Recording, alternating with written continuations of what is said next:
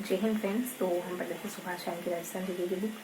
शुरू करते हैं आज का सेशन। ठीक है, सीधे सारी ध्यान रखते शुरू करते हैं मोटिवेशनल कोट या प्रेरक विचार के साथ। तो आज एक छोटी सी कहानी सुनाऊंगी कि एक बार श्री कृष्ण ने अर्जुन और कर्ण दोनों को कहा कि मैं तुम्हें 20 मिनट का समय देता हूँ, तुम दोनों को 20 मिनट में तुम दोनों जितना दान कर सकते हो उतना दान करना है। शायद कृष्ण अर्जुन को कुछ सिखाना चाह रहे थे, तो इस वजह से ये सारी लीला रची कह सकते हैं।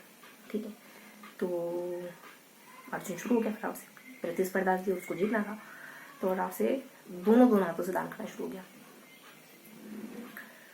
जितना हो सकता था, जितना वो कर सकता था, है ना, जितनी फास्ट वो कर सकता था उतनी फास्ट करने लगा अर्जुन, क्योंकि कृष्ण ने कहा था उसको मालूम था कि कुछ तो कारण होगा इसके पीछे, कुछ, है ना। ऐसे करके पूरे पूरे मन से लग गया कि मैं फटाफट से एकदम भागा दौड़ी करने लगा कि जितना दे सकता हूँ उतना दूँ, है ना। भाग भाग के दान करने लग गया। चलिए, ठीक है।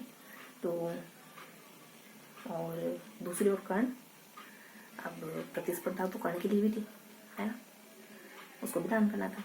और कर्ण दान के लिए जाना होता था, विश्व प्रसिद्ध है दान के लिए कर्ण। तो कर्ण क्या करता है जानते हैं? कर्ण अर्जुन के जस्ट विपरीत प्रजा में जाके ये उद्घोषणा करता है, कि मेरी संपत्ति या मेरी समृद्धि और मेरी धन दौलत में से मैं आपको कुछ दान करना चाहता हूँ। तो आप में से जो भी इच्छुक है जितना चाहें दे जा सकते हैं। अब देखो, दोनों की विचारधारा में कितना अंतर है। टास्क दोनों के लिए एक था, काम दोनों के लिए एक था। अर्जुन ने किस तरीके से करने का सोचा और कर्ण ने किस तरीके से किया। ये क्या दिखाता है? क्या दिखाता है? ये दिखाता है कि अगर आप सच में दिल से औरों के लिए करना चाहते हैं ना, तो सब कुछ बहुत आसान हो जाता है। सब कुछ बहुत आसान करने के लिए कितना आसान, मतलब कितना आसान था ये कहना कि मेरी संपदा में से आप ले जाओ जितना ले जाना चाह रहे हो। और वहां अर्जुन भागा दौड़ी कर रहा है। ठीक, तो आप जब दिल से चाहते हैं ना, जब किसी चीज को दिल से चाहते हैं ना, तो उसके लिए सब कुछ करना आपके लिए बहुत आसान हो जाता है, क्योंकि उसके बीच में प्यार आ जाता है ना। आप खुद करना चाह रहे हैं तो आप वो सब करेंगे जो आप शायद सोच भी नहीं सकते, है ना, वो भी कर जाएंगे आप। ठीक, तो शुरू करते हैं इसको। आज हम मिट्टियों के बारे में पढ़ेंगे। फर्स्ट ऑफ ऑल जो नए बच्चे जुड़े उनको बता दूं कि इस वाले सेशन में हम कन्वर्सेशन के थ्रू बातों ही बातों में कुछ नया सीखने की और चीज़ों को लर्न करने की कोशिश करते हैं बिना किसी औपचारिकता के, है ना। तो हम 3 पेज पढ़ेंगे, तीनों में मिट्टी के बारे में पढ़ेंगे, मृदा के बारे में पढ़ेंगे। फर्स्ट पेज में मृदा के कुछ प्रकार जानेंगे, सेकेंड पेज में वही प्रकार मेप पर दिखाएंगे, मतलब मेप पे देखेंगे, और लास्ट पेज में दोबारा से मृदा के प्रकार पढ़ेंगे। आधार कुछ और करेंगे, मृदा के प्रकार पढ़ेंगे। तो थोड़ा सा देखो, फर्स्ट पेज में कौन कौन से प्रकार है? मरुस्थलीय, पर्वतीय, हाड़ोती, लवणीय, और एक और मृदा होती है अपनी भूरी। ये 5 प्रकार। सेकेंड पेज में ये प्रकार तो है ही सही, इनके अलावा लाल लूनी, लाल काली, लाल पीली, वो चलो इन सारी मृदाओं को, कुछ वो पहले वाली मृदा है ना, और ये 2-3 मृदाएं, इन सारी मृदाओं को मेप में देखेंगे ये मृदा कहाँ या किस क्षेत्र में पाई जाती है। और लास्ट पेज में हम दोबारा से मृदाओं के प्रकार पढ़ेंगे। ये सारे प्रकार तो यही सही, लेकिन इनके अलावा कुछ प्रकार बच गए, उनको अपन कवर करेंगे, जैसे रेवेनिया, सेरेबिया, क्राउन, चूनायुक्त, पीली मृदा, ये सब। इसके अलावा कुछ और भी प्रकार है, थोड़े आधुनिक से प्रकार है, एंटी, इंसेप्टी, वर्टी, एरिडो, एल्फी, है ना, ये सब। पीछे सोरस करके कुछ है। और इन दोनों के अलावा कुछ 2005 प्रकार, पता है वो जो अपन नक्शा पढ़ेंगे ना सेकेंड पेज में, उसके नीचे अपन कुछ 2 प्रकार भी पढ़ेंगे, मतलब उसी नक्शे में मेंशन मृदाओं के प्रकारों को डिटेल से पढ़ना है हमको। तो कुछ 2 प्रकार तो वहीं पढ़ेंगे और कुछ 2005 प्रकार अपन लास्ट वाले पेज में पढ़ेंगे। ठीक है, तो इस तरीके से अपन तीनों पेज पढ़ेंगे। तो थोड़ा सा इमेजिनेशन के थ्रू याद रखेंगे। फर्स्ट पेज के 2 हिस्से हैं, लेफ्ट राइट।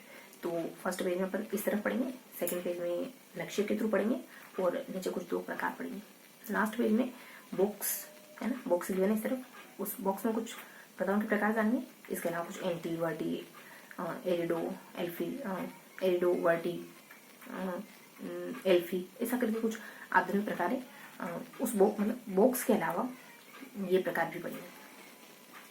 थोड़ा सा डिटेल से जाने तो देखो, मरुस्थलीय मृदा कहाँ को पाई जाती है, जो भी मरुस्थलीय जिले हो। इसके अलावा जोधपुर, नागौर, इसको प्यासी मृदा कहते हैं और ये राजस्थान के सब ज्यादा भाग में पाई जाती है क्योंकि 60% मरुस्थलीय। और पर्वतीय मृदा उदयपुर, अपने राजसमंद, अजमेर, सिरोही, है ना, जालोर, इन सारे इलाकों में पाई जाती है। दक्षिणी अरावली और मध्य अरावली के इलाके में पाई जाती है। ये ना ग्रेनाइट या शिष्ट चट्टानों से बनी है ना, ये वाली मृदा। इसको अधूरी मृदा के नाम से भी जानते हैं। उसके बाद हाड़ौती की काली मृदा, है ना, काली मृदा कपास के लिए अच्छी होती है, सबसे ज्यादा उपजाऊ होती है, लावा से इसका निर्माण हुआ है, कोटा बारा बूंदे में पाई जाती है ना। इसके अलावा भूरी मृदा, तो भूरी मृदा में एनसी की कमी होती है, पी की अधिकता होती है। इसको कुछ हार्डबोर्ड या फोरोपोर्ट ऐसा करके कुछ नाम से भी जानते हैं। और भूरी मृदा जो है इसको सेरेलियम, सेरेजियम और ब्राउन और ऐसे 2-3 और नाम है।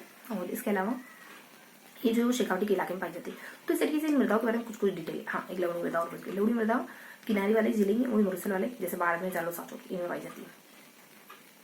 बस इतना ही है इन मृदाओं के बारे में, है ना। तो ये सब हमने थोड़ा थोड़ा इन मृदाओं को पढ़ा, मतलब इन मृदाओं को देखा, ये कहाँ कहाँ पाई जाती है और इनके बारे में कुछ और जानकारी, इक्का दुक्का और कुछ जानकारी जो हमको बताया वो, है ना। तो इस तरीके से हमने फर्स्ट पेज कर लिया, है ना।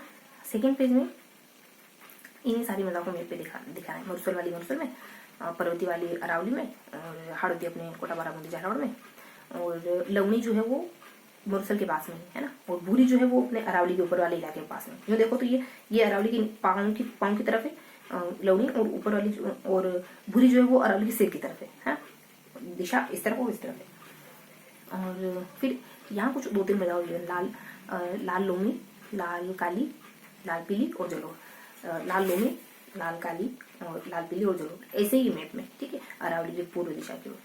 तो अब ये कहाँ पाई जाती है, तो यहाँ है ना, मैंने कहा था नक्शे के नीचे 2 मृदाएं गिरी, लाल लोमी और लाल काली और लाल लोमी, ये 2 मृदा दिखा रखी है। ये दोनों ही मृदा दक्षिण राजस्थान में पाई जाती है। जो भी दक्षिण राजस्थान के जिले है ना वो सारे ले लेंगे आप। दोनों में मक्का होता है ना। और लाल काली में तो कपास भी अच्छी खासी होती है। जल धारण करने की सबसे ज्यादा क्षमता किसमें होती है, लाल, इसमें अपने काली मृदा में सर्वाधिक उपजाऊ भी होती है। और एक फैक्ट ध्यान रखेंगे कि सिंचाई के कारण इस पर लवण आ गया है, वो है भूरी मृदा, ठीक है। चलो, ये हो गया अपना सेकेंड पेज। थर्ड पेज कुछ मैंने कहा था ना, कोष्टक में कुछ मृदाएं हैं, इसके अलावा कुछ और भी मृदा, कोष्टक के बाहर भी मृदाओं के बारे में बता रखा है ना।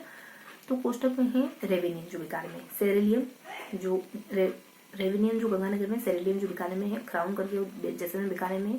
चूनायुक्त मृदा के लिए ट्रिक ध्यान रखेंगे कि इस जैसे नदी है ना। और एक और है पीली मृदा, इसके लिए ट्रिक ध्यान रखेंगे कि जट का सगा बीएससी कर रहा है। अल्फाबेट से जिले ध्यान हो जाएंगे। इसके अलावा मैं नाम बता रही हूँ, है ना, ध्यान रखेंगे। तीसरा नंबर का नाम है, दूसरे नंबर का नाम है एंटी, फिर चौथा पांचवा बता रही, दूसरा चौथा पांचवा ये है एंटी, इंसेप्टी और वर्टी। फिर पहला और तीसरा नाम है एरिडो और एल्फी। अब क्रमशः बता रही हूँ इनमें क्या क्या विशेषता है। पहले में मरुस्थल में पाई जाती है, दूसरी में कुछ खास नहीं है, तीसरी पूर्वी राजस्थान में, चौथी पूर्वी राजस्थान में, पांचवी जो है वो दक्षिणी राजस्थान। बस 3 और 2 5 नाम पड़ेंगे, है ना। तो ये पांच बारे में इन्फॉर्मेशन। अब जलोढ़ मृदा ध्यान रखो, कहाँ पाई जाती है जलोढ़ मृदा, तो अपने पूर्वी राजस्थान में। पीली मृदा अजमेर और इसके साथ साथ भीलवाड़ा, करौली, राजसमंद, सवालपुर, है ना। और ये हाइड्रो लोह ऑक्साइड के कारण इसका रंग पीला होता है। जलोढ़ मृदा सबसे ज्यादा उपजाऊ होती है। बस, और एक है कोई भूरी करके कोई मृदा थी जो अपने ना घग्गर के इलाके में पाई जाती है, भूरी जलोढ़ शायद, ठीक है। तो ये था आज का पूरा सेशन। क्या पढ़ा हमने, 5 बार रिवाइज करेंगे। मृदा, है ना, मृदा, फिर नक्शे में मृदा का क्लासिफिकेशन, तो मृदा का वर्गीकरण, मृदा वर्गीकरण, यही पढ़ा हमने। मृदा वर्गीकरण,